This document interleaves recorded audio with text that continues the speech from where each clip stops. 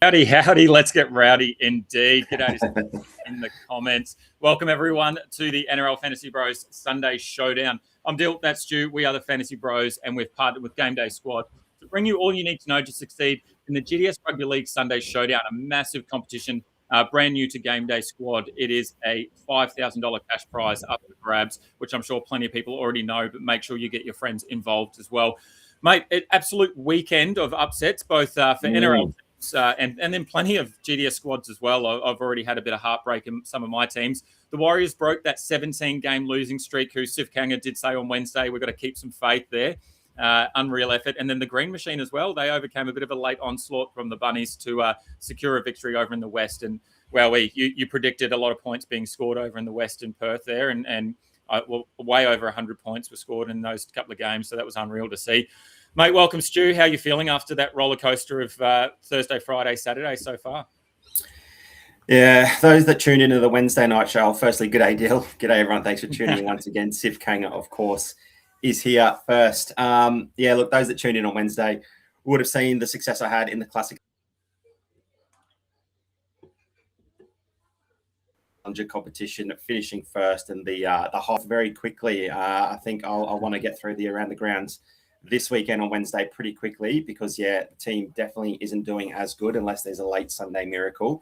You never know. But, look, the footy's been up and down this weekend. Obviously, when the Wires and the Raiders get up, it's a good weekend for you and me. And I think there's about 63 points on average over in Perth. And if the NRL wanted the fans to leave going, wow, footy's exciting, then that certainly happened. But, again, a weekend full of refereeing mishaps and blunders and costly decisions that fans will be going on about, no doubt, for days and weeks on end. But that's just what we have to expect with the NRL now. I think it's going to be nothing different, and I'm predicting a couple of close matches this afternoon. I think particularly game 2 will be really exciting, but let's just hope the referees don't decide that through a dodgy decision.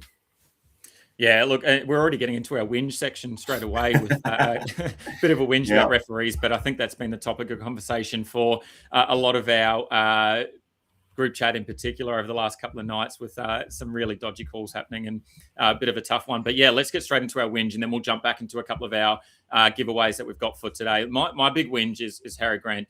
Obviously, you'd probably look at the screen if you're tuning in live with us and see that Luke Metcalf is there, and you'd probably think that I've got a Warriors whinge to talk about, but it's all Harry Grant. We talked him up quite a lot on Wednesday, and we all sort of spoke about how we would rather go Harry Grant over Brayley because of that positive matchup. Brayley had a bit of a negative matchup, and I think Brails ended up doubling his score, which is really disappointing. Last 3 weeks against the Warriors, hookers have gone 46, 49, 48. What a Grant end up. Don't even think did he make 30 points? I think he just got over 30 points. So, pretty tough for all those coaches that did play Harry Grant.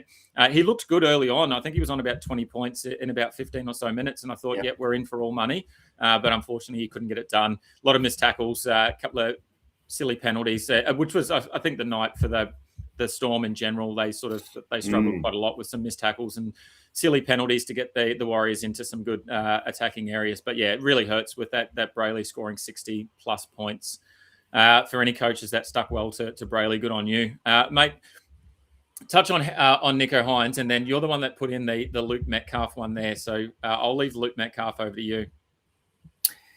Yeah, funny seeing a player on the screen that didn't actually take the field, and that's my big whinge. But we spoke about it on Wednesday as well about the Luke Metcalf effect, and that stayed true again with the win to the Warriors over Melbourne. I'll just run through the Warriors' form so far this season and Lukey Metcalf's involvement in those matches. He's obviously played 2 matches. He returned from injury in round 4. He played the West Tigers in round 4 and the Sharkies in round 5. And then he obviously succumbed to that injury. And he was out for last night's game against Melbourne. So the 2 games that he's played, round 4 against the Tigers won 32-14. And that was at Go Media Stadium in Auckland. The Warriors had gone 3 from 3, 3 wins, 0 losses before that. And then a big loss there to the West Tigers. Luke Metcalf then backed up in round 5 against the Sharkies. They were away from home, but comprehensively beaten there again, 36-22. So 2 games for Luke Metcalf, 2 losses for the Warriors. We said on Wednesday we're expecting a massive Storm bounce back from that 50-point loss to the Panthers.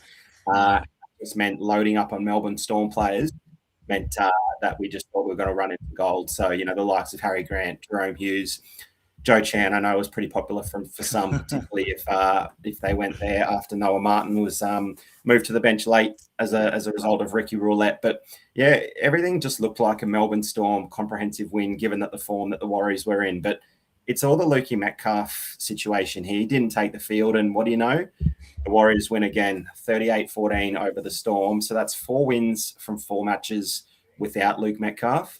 2 losses from 2 matches with Luke Metcalf. There is definitely a trend happening there, and we weren't smart enough to get on it last night, particularly Tanner Boyd. Massive scores without Lukey Metcalf, 87, 82, 94, and then a 60-odd last night. His 2 scores with Luke Metcalf in the side, 56, 39. Did I play Tanner Boyd? Obviously not.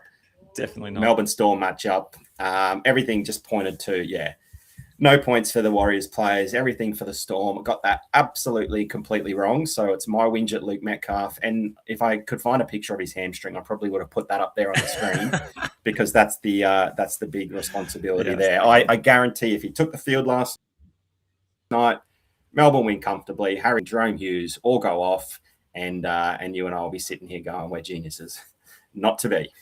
Yeah, definitely.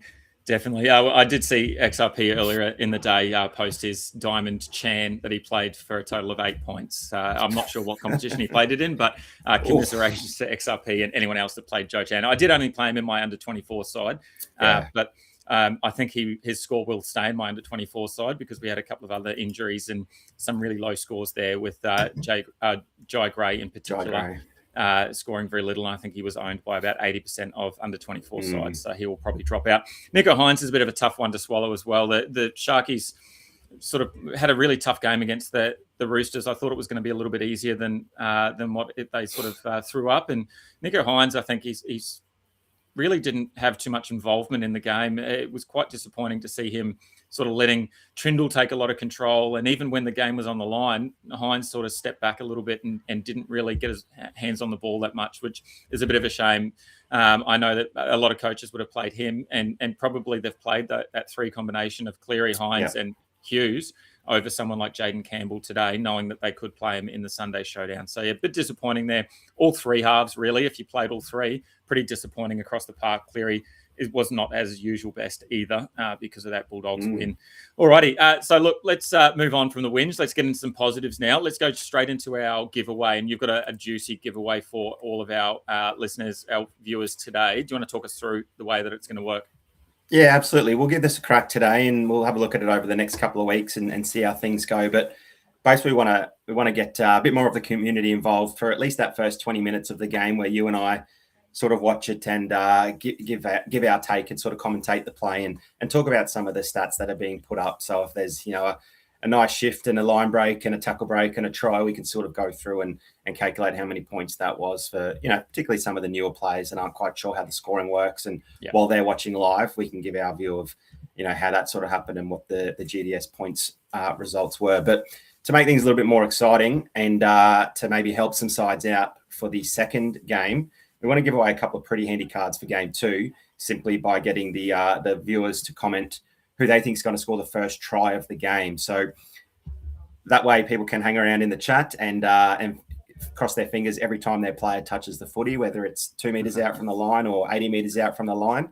They can give them a big come on and hope they find the try line. If you choose a player, that player's locked. No one else can choose that player from the Gold Coast Titans or the Parramatta Eels. So as soon as you get in, your player guess is locked. You can only have one guess, of course. If your player does score the first try, gold Alex Twal coming straight to you before that second game.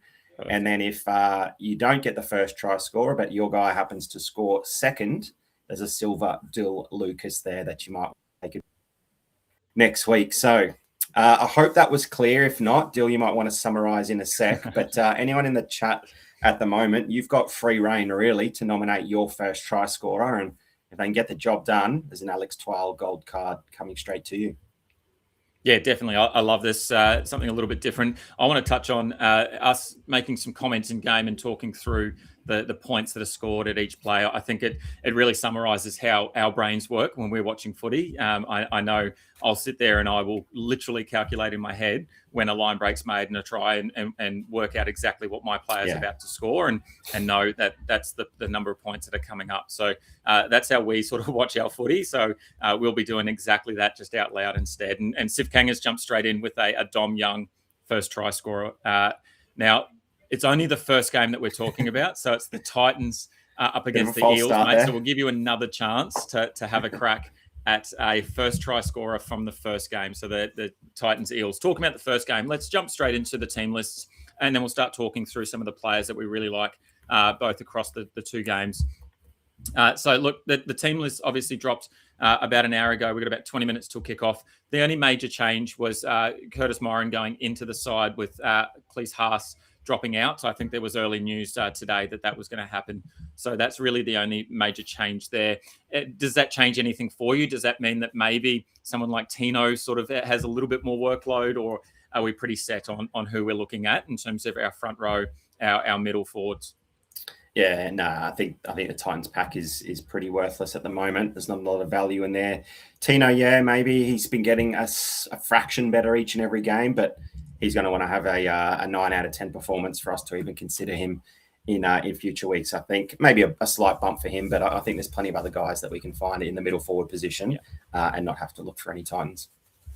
Definitely. And I think the key thing for me is that we've got some really good options in the middle. So I don't think we necessarily need to take that risk on someone like Tino, who really hasn't performed well over the last few weeks. And nothing like what he's been in the past for us. So I think that's a really easy decision to make. Some of the numbers of percentages played are really interesting, which we're going to get into in a moment. But let's jump into some of the players that we are absolutely loving in terms of our pointed differences. And obviously these are low ownership. So around 12 to 15% is sort of where we're looking.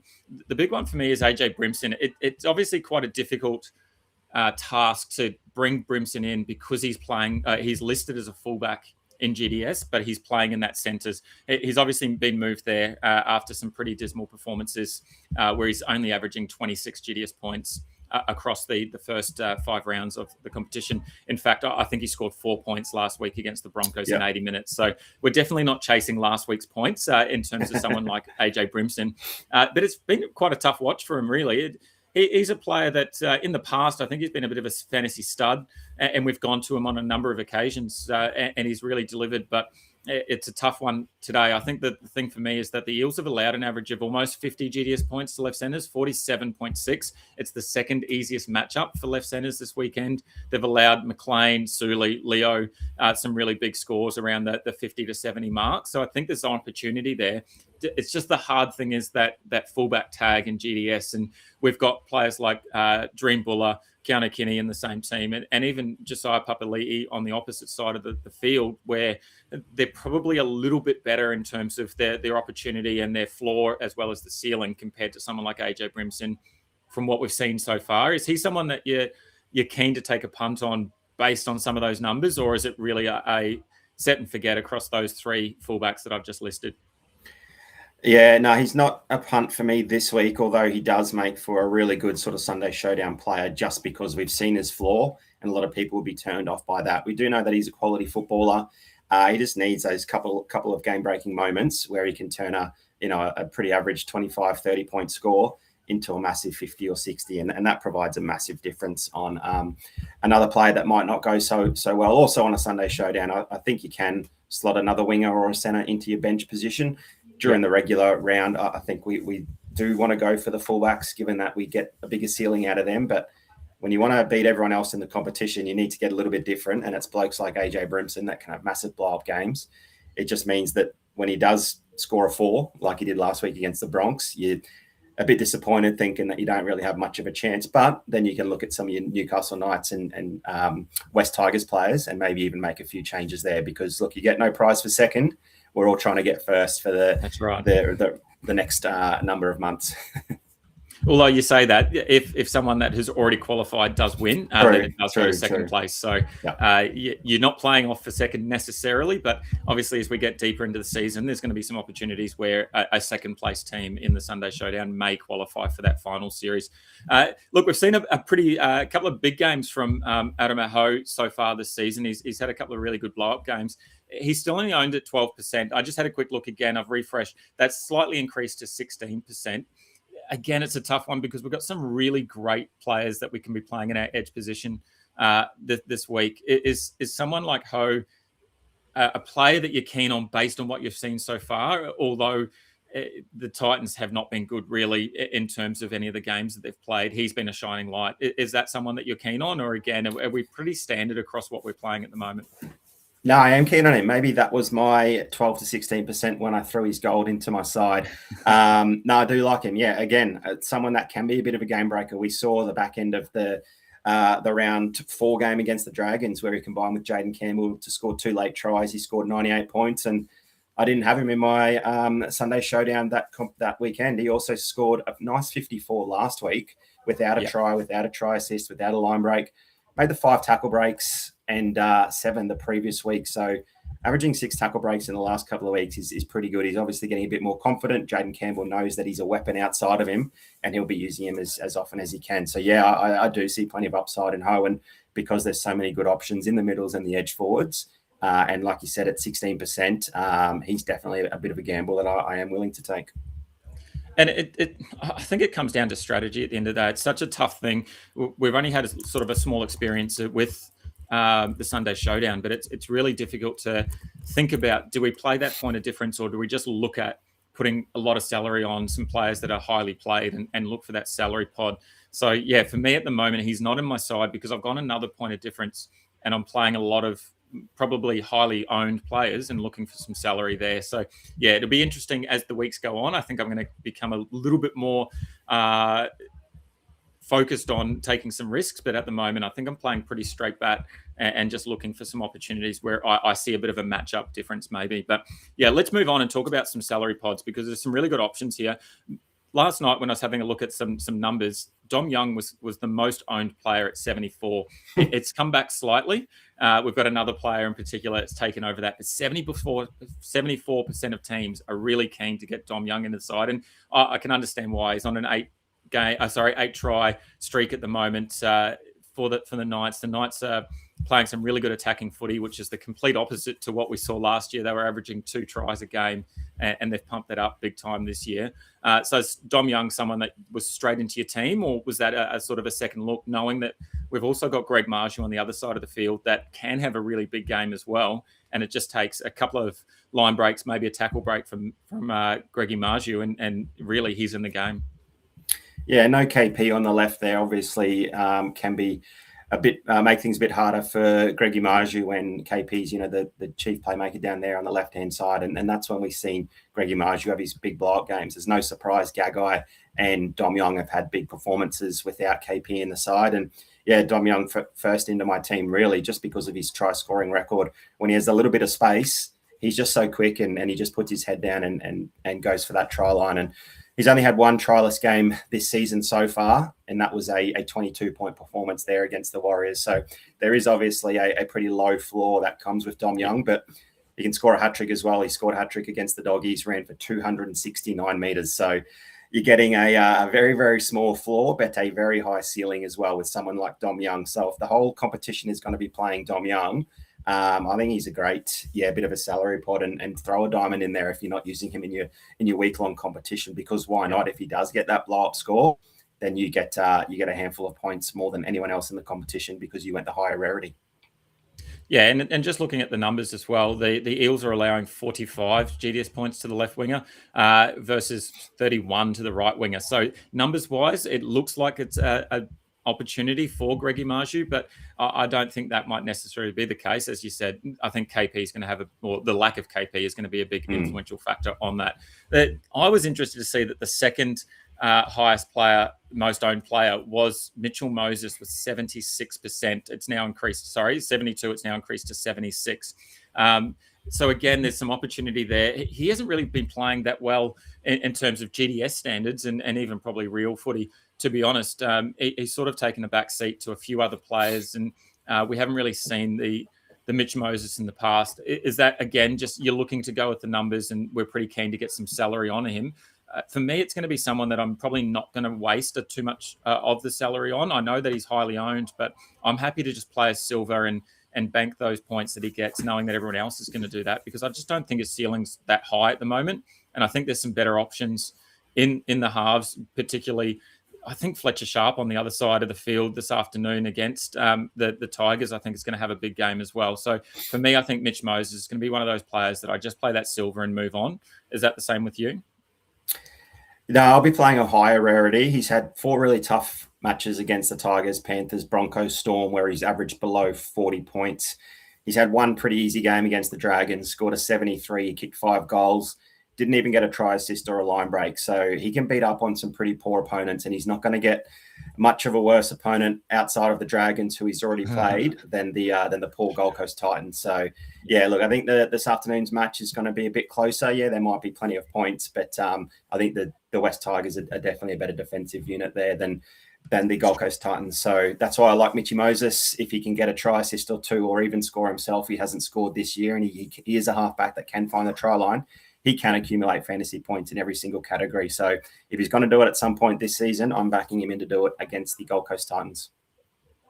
Yeah, interesting. The numbers don't necessarily say that as well, which is quite surprising. You'd think that the Titans are giving up a lot of points to halfbacks, but it's only 45.8 according to the Stats Lab, who are providing all of our numbers today. So thank you to the Stats Lab, which is only the fifth hardest matchup for halfbacks in the competition this weekend. So it's quite interesting. You look at any of the opposition against the Titans, you'd think everyone's going to be scoring points, but they seem to be able to tighten up the defense against halfbacks. Again, that is one indicator. It doesn't necessarily mean that Moses is not going to have a good game. I think it's about time for him to perform. So I think there's every opportunity, but yeah, I'm just not sold on it at the moment. I think the Eels have got plenty of issues with their team, and obviously the injuries are stacking up as well. They're struggling a little bit with some of their pretty weak backline their players, sure. And it makes it difficult, I think, with the chemistry, etc. Obviously what wasn't working was the Moses and Pezzett combination. So who knows what's going to happen now with Pezzett out a little bit. Look, I think the last one is Terrell May, and I've definitely got the right card on screen there. It's not the Taylor May blunder that we had the other night. Terrell May, a really simple one. Is Terrell May the guy that you put your salary on, or is it the other bloke that's playing with him in Alex Twal, who's really taking over and dominating through the middle for the Tigers? Is that someone that you're looking at, even though the numbers don't necessarily suggest he's one of the most highly owned? You might have to wait for my Sunday superstar for that answer, mate. Love it. So, look, just looking at the numbers, Terrell May currently 76% owned in teams, whereas Alex Twal only 67%, which I find quite surprising. Already talking about some of our players, let's jump across. We're obviously getting close to kickoff, so we want to make sure that we get our starting 13, consensus 13 out before we go. Don't forget as well, get your first try scorers in. We've got a few in there at the moment. Sammy, JC, Will Penasini, Brian Kelly, some great options there. Still get your first try scorer in for the first game with a chance to win. Let's go through our consensus starting 13. The interesting one for me was probably in that hooker position. It was quite a tough call whether we go with Api Coruscant over Phoenix Crossland. I think Phoenix Crossland is just showing a little bit more mongrel. He's shown a little bit more in attack.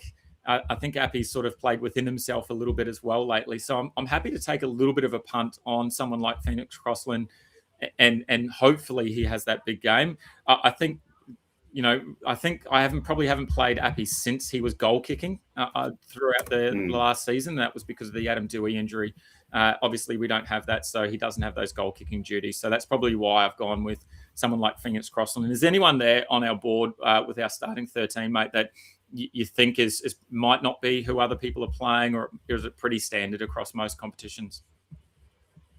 Yeah, I think pretty standard. The bench makeup is going to be probably fairly unique across the board. Just on Phoenix Crossland, though, I'm not actually playing him. I am playing Api Coruscant just because I think he's got more avenue for a higher score. And Phoenix Crossland, yeah, decent player, getting through plenty of work. I feel like his ceiling is fairly capped around that 40 to low 50 score, and that's still a pretty good score. Appy could get a 30 or 40, and you're laughing if you did go the safety in Crossland. But we've seen Appy improve each game. He's gone 29, 35, 48, and 59 points. I'm not saying he's going to continue that trend upwards. That would be pretty impressive if he could, but he just does have that a greater avenue, 2 points, and he can be really creative running from hooker, and he can dart over close to the try line, put a few of those big blokes over. He made 56 tackles last match, which was super impressive. I think the Knights are going to make him do plenty of tackling. He did miss 4. He missed 7 earlier this season as well, so he does miss the tackles. You've got to understand that. I just think there's a bit more creativity there with Appy. Also, if Adam Dewey does go down, actually Jock Madden has been kicking as well. So, yeah, he's probably third in the pecking order there. We can't expect him to get too many goal kicks this season until something happens to both of those, unfortunately. But, yeah, I don't mind the Appy shout. Yeah, I think that was the toughest one there, probably out of all of the positions. The rest of the positions are pretty stock standard. Your Tyrrell May pairing with Jack Williams in the middle, Kai Pearce-Paul and Lucas on the edges with Twal locking the scrum. The halves, as I said, Mitch Moses, one of the most highly owned, and Jaden Campbell, which I'll get to in a moment, who is my Sunday superstar, I think is going to have a big blow-up game as well. We've already seen quite a few games from him where he's absolutely dominated. Adam Dewey, and I think the interesting one is to see Dane Gagai on there. We talked about him on the Wednesday show. He's had the most tackle breaks of any centre at the moment with 37. So he's really killing it there. It's just the missed tackles and a few errors that are letting him down a bit. He's coming off a massive game as well, so hopefully he can back that up against the Tigers. And you'd almost say it's the top of the table clash between the Tigers and the Knights. I think we can put a line through the Panthers and just really focus on the rest of the competition. What do you think? Yeah, sounds good. Well, the doggies showed that the Panthers are human after all. That's true. When you see a competition with the Knights and the Tigers up the top, gee, what is this year? And the Warriors. Let's not forget the Warriors up there as well. Alrighty, let's go back. So that's our consensus starting 13. Obviously, as Stu said, the bench makeup is going to be really interesting, as is the distribution of salary. And for me, my salary, at least for today, and in terms of the one diamond that I can play in my side, is going to go to that man in Jaden Campbell. I think part of that is going to be because I'm angry I didn't play him in my full round competition. So I am going to back myself and play him in the Sunday Showdown and put the diamond on him. But it's also what the Eels have allowed so far this season. 55 to halfbacks this season. Cleary, Reynolds have scored 70 plus. And then Campbell, he had a bit of a down game against the Broncos, but he's still almost finished with 50 GDS points. So even one of his floor games, you know that you're going to get at least 50 points out of him, hopefully. He's averaging 20 tackles, 100 run meters, 350 kicking meters, and almost 2 tackle breaks per game. So you're sort of looking at about a 45-ish base and power average, which is a great floor, I think. And then you know that you're going to get plenty of attacking stats. And I think one of the themes for Titans games is that they're going to allow a lot of points, but they're going to just try and score as many points as they can. I don't think they're going to back their defense a whole lot. It's going to be all about point scoring. So I think we're going to get a lot from Jaden Campbell today and the points side of things. And look, he is owned by a number of teams. It's up to 77% as of right now that he's owned. I'm not exactly sure how often that gets updated in terms of whether it's a live update or not. But yeah, just refreshing then, 77% of teams own Jaden Campbell. So you know you're going to get that upside if you do play that diamond. You're just going to get a little bit extra than what a lot of other coaches are going to get. If you've got Alex Bowl in the second game, mate, we touched on him before. You think he's going to have a massive game instead of someone like Tyrrell May? Well, just because the ownership, I think because Twal's ownership is lower, I think that's the sensible play to, if you want to get different, then you put the extra salary on him. And if you're allowed one diamond card, I'm rolling out the Alex Twal diamond. I'm not sure he's going to outscore Tyrrell May necessarily, but he has been getting the minutes. And we've seen his minutes increase from 61 to 62 to 70 and then to 80 last week. Obviously, that match went to Golden Point, but he came off the field for 4 minutes. Tyrrell May then came off with 10 to go, the game in the balance, and Benji wanted Alex Twal back out there. So that's pretty telling, I think, particularly when he's just proven he can go the distance and can play 80 minutes. I think Benji just has so much trust in him that he wants Tyrrell May in there going as hard as he can for 55 minutes and Twal doing all the dirty work and and getting through all of the tackles and run meters. And look, he's tackle breaking and offloading as well. He made 5 tackle breaks last week, 3 the week just gone, but he also 3 offloads, and he's had at least 2 offloads in 3 of his 4 matches. So there's plenty of avenue to points for Alex Twal, particularly when the minutes are there. And everyone loves an Alex Twal try, so it'll be even sweeter when he can fall over the try line, whether that's chasing a kick, barging over from an Appy short ball, or maybe a show and go from 20 out.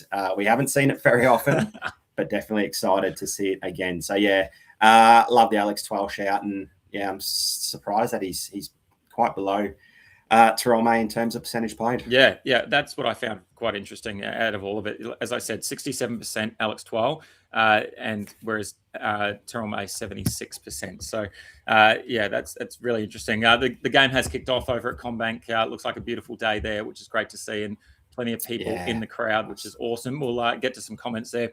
Last chance, we'll give you a couple more minutes to get your try scorer comments in as well. So first try scorer, if they cross over first, you get the gold Alex Twal. If they cross second, then we'll give you a bonus card as well. So we'll make sure we get those to you. The bonus one is the Silver Lucas. So pretty tidy set from the Titans early on. Let's see if our streams can align today, Stu, so we can be talking and commentating together rather than... Where are you currently at? So the Eels have just taken that catch and just had their second hit up now. Oh, yeah. I'm pretty even with you. Perfect. Lovely. I think they've just... third tackle just then. Lovely. All right. So while we're watching the game, we'll comment any big plays that happen. But mate, talk to us a little bit more about the disruptor. How are you feeling about the disruptor call and its return to the game, and how inconsistent and poor it's been over the last couple of games? Yeah, I think those that like listening to their podcasts or tuning into 360 or those types of shows throughout the week, we'll hear plenty about the disruptor, just as we see an error there from Mitchy Moses. That'll be is that a -3 or a -4 with the kick out on the full? That's a really good question. Let's jump across to our scoring and let's have a look here. An error is -3 points for kicking out on the full, I believe. So sensible there from Keanu Kinney with his foot out on the touchline. He didn't catch the ball, but that's no error to Kinney. Yeah. He was already out when he touched the ball before it finding the turf. So a shaky start there for Moses. Obviously the gun kicker in the side, but not what we want to see from a guy if we've loaded up on some salary already.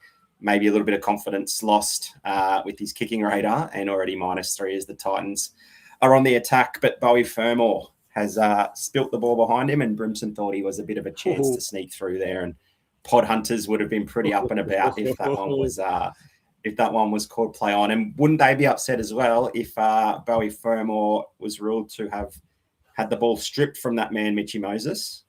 As we see a replay now, I can't quite tell from there, but the Titans players are definitely gesticulating that was the case, but not to be.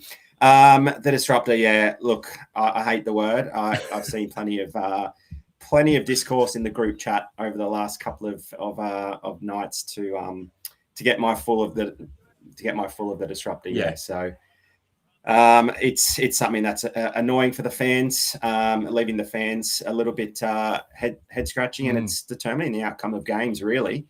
When 7 people can sit in a group chat saying that they don't agree with it, yet one person in a bunker says that this is the case, you got to sort of question what's doing. And are we going to get a change, do you think, to the interpretation, at least maybe at some point during the season? Or do you think the NRL are going to double down and go, no, this is the decision. Every call we've made so far is correct. Where do you see it panning out? Yeah, just as we see a really good shift from the Eels and Josiah Papali'i, just unfortunately ball going to ground. I think they would have been on the outside there of the Titans.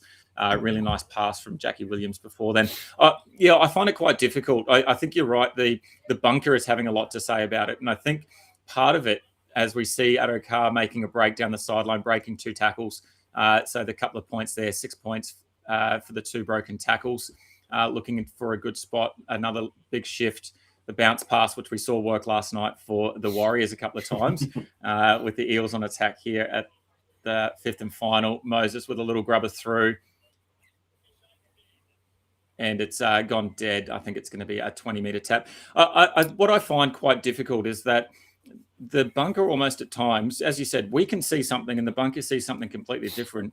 I think there's a bit of pressure on the bunker just to agree with the on-field referee and to an extent that potentially might remove the questioning of the NRL referee that's on the field, but from the spectators and from the commentators. But I think it's doing the opposite. I think it's really obvious that we can see something happening that no one agrees with, and the bunker then agrees with the on-field decision, and that's where the blow-up's starting to happen, and that's where the inconsistencies are happening.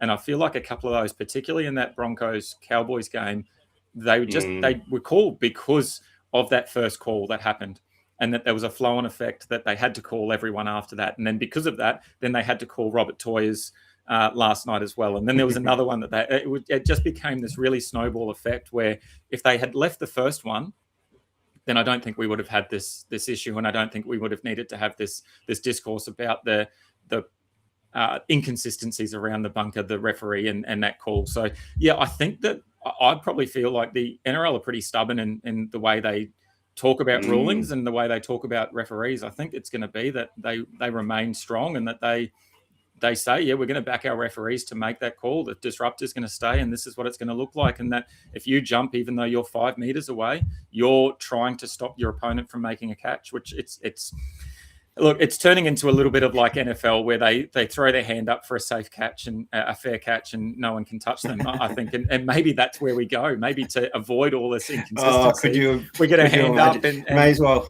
and call just a fair catch. May as well wear a Velcro belt and put some flags on our hips. That's the direction that we're heading in. It's a nice little ball there from Riley Smith, I think, out of hooker. Dill Walker making half a break with the Eels on the attack, and Moses with ball in hand out the back. Grubber in for Keanu Kinney. Nice positioning play there. Game's been pretty open end to end, but no points at the moment. Both teams just sort of out for the first 8 minutes. Look, I think the NRL do need to swallow their pride a little bit. It's the guys in the bunker. It's their job to get the decision right. And whether that goes against what the on-field referee says, then so be it. The on-field referee has to make a split-second decision with, 50,000 fans all voicing their opinion, and, maybe a touchy on either side of the field with their own view as well. So it's not easy to make that call under pressure, particularly when the game's in the balance as well. The Bronx Cowboys one probably ended up being about a 12-point turnaround, really, with the try down the other end of the field. So it's the bunker's duty to get that call right, and whether that's going against the on-field referee or not shouldn't really matter. And I fear that it's more so probably the guys in the bunker, the guys that haven't played the game before, so they don't quite understand or get the feel for what that's actually like in that situation and why the players do what they do and what their intentions really are. If it's not that they're trying to be cynical or dangerous, it's just part of the game, and I think they're over officiating it too much. And look, we've already spent too long talking about it, so that something's wrong when we're talking GDS, but harping on about the the disruptor penalty, which is causing headaches week in, week out. It's not like a one-off thing. It's not just read its ugly head this week. It's been the talk of just about every week, hasn't it? But it also it does ruin your weekend as well when you look at your GDS side and you've got someone like Rob Toyer in your under 24s, and he makes a massive play like he did, and it's like you said, it's a 12-point swing in game, but it's a 20-point swing potentially for Robert Toyer owners, and you're just frustrated thinking what could have been from a really good play and a really good result. What card did you play? I had his Queensland New South Wales card in. I did. I had his State of Origin, his Queensland New South Wales card. Yeah. Frustrating. Oh well. You read me here too well. Here we go. See the Titans a shift left, line break. And just a little ankle tap there from was it Adokar that got that ankle tap? Yeah, I think it's Fafita that got through the line as the Titans are on the attack here with Junior Paulo limping. It could be extra minutes there for Jackie Williams if you've got him in your middle forward position. Who have we got? We've got Sammy. We've got JC as the Gold Coast Titans' first try scorers. Oh. All right. Setting up right for a big shift left, I reckon, here. Maybe JC's involved and he can slice through the line and get over himself. Tino. Big Tino. There we go. There's 1 point. Maybe he didn't quite make 10 meters, so maybe there's 0.8 of a point there for him. Oh, score that! Oh boy, Ho! Wow, there you go. Rewarding that 16% ownership straight away. Massive play there from Adama Ho. Pretty much did it all by himself with 4 players on him, and looks to have got over. Waiting to see whether the try is going to be confirmed, but it looked pretty clean. Unfortunately, it looks like no one got our first try score, as Sif Kanga has mentioned. But we do have that bonus of if your player scores their second try, you get the Dyl Lucas. So there's still an opportunity. What do we think of that player running through the line there? Probably not too disruptive. No. Gee, it was nice footwork from Kinney, wasn't it? Surely, there we go. The try is confirmed. Try's confirmed. It's nice little footwork from Kinney, and then to suck the back rower in there, and we'll have to check. We'll have to update the stats and see if he does get the try assist for that, because Kinney plus Adama Ho owners, we're pretty happy with that double up there, the try assist and the try. How about you give us a score check while we're waiting for the conversion? Let's go through this again. Wowie, Addo-Carr's on 15.8 from that the couple of line breaks that he's had so far. So anyone that did go with the Addo-Carr, you've got some. It only says 1 line break as well, but 2 tackle breaks there. So they're giving the line break for Addo-Carr with the 2 tackle breaks, which is interesting. Jack Williams 11.6, as you expect, pretty much all in base. 1 offload there as well for Jack Williams. So plenty of points there, plenty of base points as we expect. Still waiting for it to update based on that try. So I've updated that now. We've got Ho on 19 thanks to that try and the line break. Talk us through why it looks like Keanu Kinney isn't getting a try assist for that. It's probably pretty tough. I'd say that he didn't really put Ho into a position to be able to score the try. That Ho, from a stats perspective, I would say that Ho's really done all the work himself. There wasn't a gap that he was running into. He's sort of made the play himself over Keanu Kinney, giving him a nice short ball and he crashing over the line. So I'd suggest that's probably the reason why the stats provider is looking at that and just thinking that Adama Ho did all that work himself. Whereas, it was obviously very impressive from him to get through those couple of blokes. I think the lead up from Kinney was important, just to get that little jink on the outside of his man, and then just get the 2 left-sided players to sort of turn their hips and come in a little bit. And we had that conversation. Yeah. We had that conversation a couple of weeks ago where I think it might have been Sandham Smith maybe, or maybe Atkinson crossed the line, didn't really engage a player and gave a nice ball and didn't get the line break. But there we saw Keanu Kinney engage a player and not get the try assist. So I'm not quite sure there. Obviously, we're not the stats provider. We're not the ones that are pressing the buttons. Good on them for doing that job. But it'd be interesting to see. Maybe they go back and they do give it a little bit later on, and maybe some other stats providers may look at that and give Keanu Kinney that as well. Yeah, and let's be clear, it's not GameDay Squad themselves.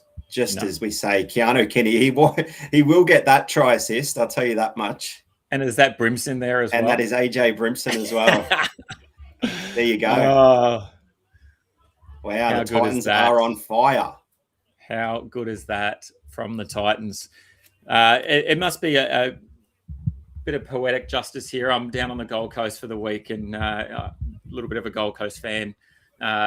We watched the Suns last night with a few Gold Coast supporters, and now we're enjoying the Titans having a good run as well. So, unfortunately, that means 2 tries. No one got the first try scorer or second try scorer with our competition. If we can get another in the next 6 minutes before we hit the 20-minute mark. Yeah, go on. We've got a couple more here. Let's go. We'll go the third try scorer. What do we reckon? There's a missed tackle, Mitchy Moses, as Kinney breaks the line. A lovely little jink there on the fullback. And then the presence of mind to offload out the back to set up that try assist for AJ Brimson. Could have easily gone to ground or even lost that footy. But as he spun around, AJ's probably yelling at him.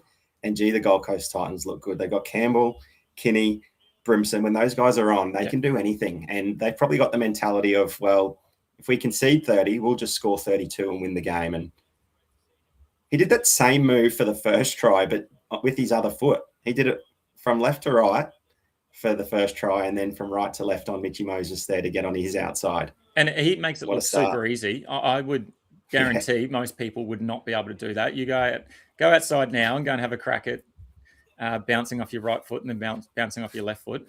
I think you would nowhere near as good and as smooth as what he just did.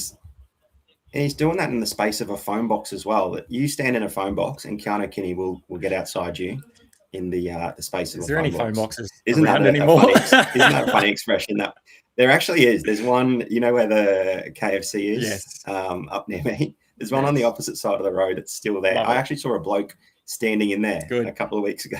Good on the phone. Good. Maybe practicing his Keanu Kinney footwork. All righty, let's get a bit of a score update as well. Keeping an eye on our third try scorer potentially, as the Titans really making some great meters through the middle of the park here at the moment. The AMD defenders of the Eels have had to work super hard at the moment. Adama Ho, for all those that did follow the shout from Stu, currently on 29.3. Adokar continuing to rack up some numbers on 18.5. He is the second highest scorer at the moment. Jackie Williams, as we expect, 15.4. Keanu Kinney, 12.4. So he has been given that a couple of tackle breaks and offload there as well. He still hasn't been given a try assist. No, that'll have to change. Surely that changes. AJ Brimson with the try, 11.4 at the moment. Didn't get the line break because Keanu Kinney got the line break, I'm guessing, but then again, he hasn't had that listed as well. So I think Keanu Kinney owners, I think you're going to be owed a few points in a moment. Yeah, I think it took Adama Howe a while to go from 19 to 29. Yeah, so. Okay. All righty. But that again, that is how our brains work when we look at those and we are questioning why that has or hasn't happened, is because that's exactly what we're looking for at the moment. He must get that line break. Here we go. Is that Phil Sammy? Oh, what defense. Phil Sammy up against Josh Papali'i, and he gets taken down. A nice little short ball from Phil Sammy there. And it is another try to the Gold Coast Titans. And that is a 95-metre effort there from the Gold Coast Titans. Wowee. Sif Kanga. Wowee. Wowee. I thought mate, Sammy unfortunately. I feel like we should just give that to Sif Kanga, shouldn't we? Should we give him a card for that? That's probably worth it. Yeah, he was in here before us, and he creates the try, pulled down 10 meters short. Gee, that was nice speed, wasn't it, from Josh Papali'i, and probably would have got the 3 try saver points for that as well if he brought down Phil Sammy. If he held on, yeah. Yeah. And good on Riley Smith there, ran the length of the field to follow and almost made the tackle. Obviously, the try was going to be scored, but he was there right at the end to help out. We saw Keanu Kinney make a really nice line break. I'd hope that he gets the tackle break for that as well. As we see the try confirmed, just a nice, easy pass. All right. A bit of an update for you. Keanu Kinney has gone to 30.5, I think, before that try even. So he's got the 1 try assist. He's got the 2 line breaks. I'm not sure. I'm sure that'll go even further in front as well. But Kinney and Adama Ho have started excellently, and that combination is out on top at the moment. Yeah, and we'll have to keep an eye on those line breaks. Beautiful. Sif Kanga, before I forget, mate, throw something up for a gold Alex Twal so you can slot him into your Sunday Showdown if you need him. If you've already rolled out a platinum or a diamond, I wouldn't recommend downsizing, but grab yourself that Alex Twal gold, and appreciate, as always, thanks for joining Dyl and I as we go live once again. All righty, just a little bit of an update as well for some other players across the park that may be in your side. Bo Fermor is currently on 0.8 GDS points. Ooh. He is owned by almost 50% of teams at the moment. So 50% of teams who maybe went Fermor over. Yes, I don't have him. Might be pretty disappointed at the moment. Katonga also only on 1.5. So again, if you went that direction with your edge forward, over any other. You're struggling at the moment. And then Mitchy Moses, with that missed tackle, he's dropped down to 5.6 GDS points at the moment. So we've had an error from him. We've had a couple of missed tackles. So hopefully he can tidy that up a little bit. It's the missed tackles that always hurt for me. The 3 points in the negative from a missed tackle, it seems to rack up really quickly. You go from a couple of missed tackles into 5 or 6, and you're really struggling with a decent score at the end of the day. I don't really think a lot of players score that well if they've missed 5 or 6 tackles. So let's hope for Mitchy Moses owners that that's not the case for him today, and he can start getting back in the positives. We haven't mentioned his name yet, but Ronald Volkman. If you played him in your side, you'd probably be hoping he does something, because he's on the negatives at the moment, negative 1.6, playing in the halves there. He would have been a spicy pot. I'm not sure if he's got any percentage played next to him, but how old is Ronald Volkman? Is he eligible for the under 24s?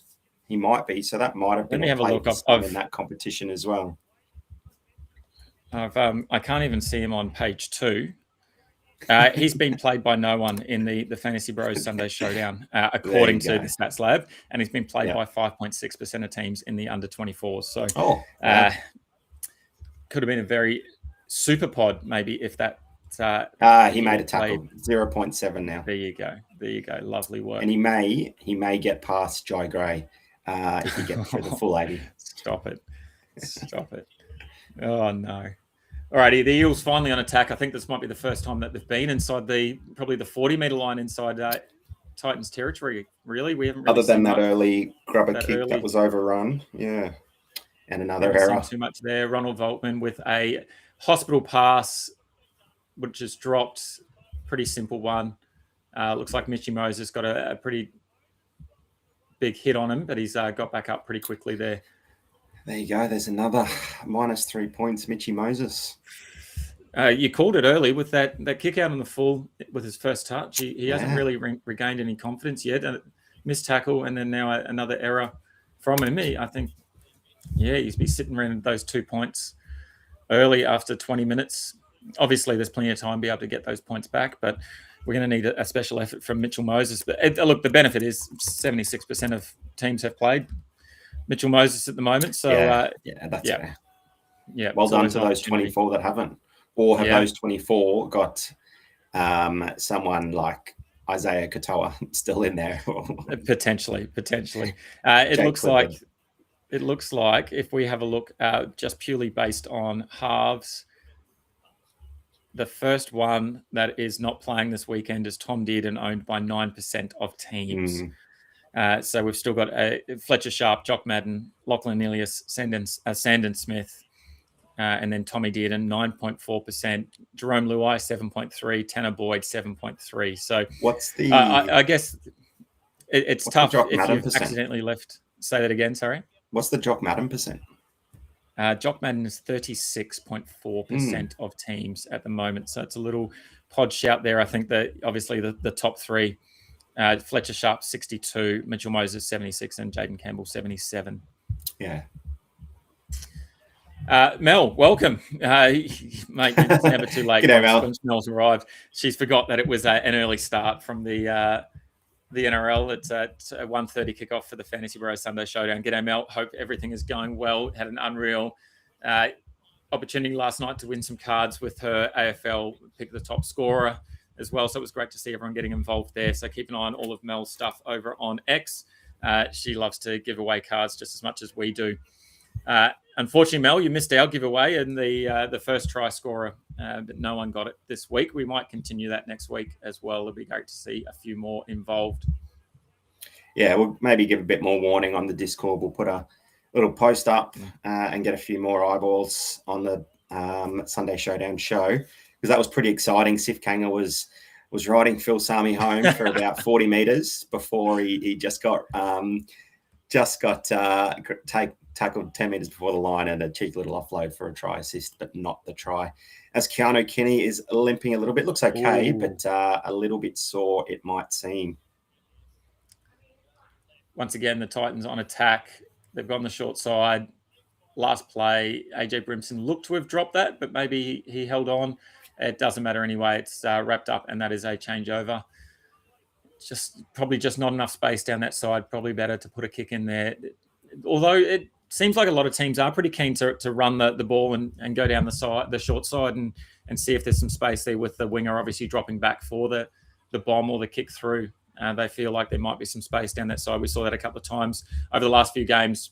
I think the Melbourne Storm did it early in the play, and the Warriors were able to still wrap up the ball and get the ball back on about their 20-metre line where they would have anyway. So it might be one of those plays that look advantageous to start with, but ends up just with the same result, really. The only difference maybe is you can set your defensive line a little bit easier, a little bit better when you've turned the ball over with the last tackle. Thanks, Sif Kanga. That trade has just gone through, buddy. So get that gold Alex Twal into your side.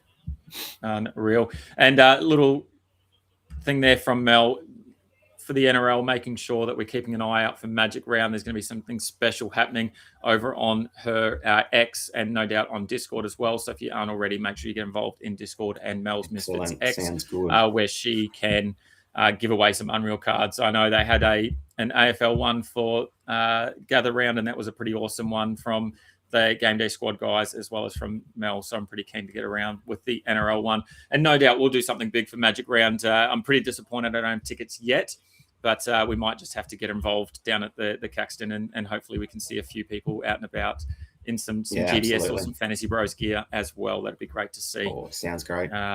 We might have to see a few. We might wrap it up there. Oh, as we see a line break. Jaden Campbell. Maybe an assist there for Kinney, maybe?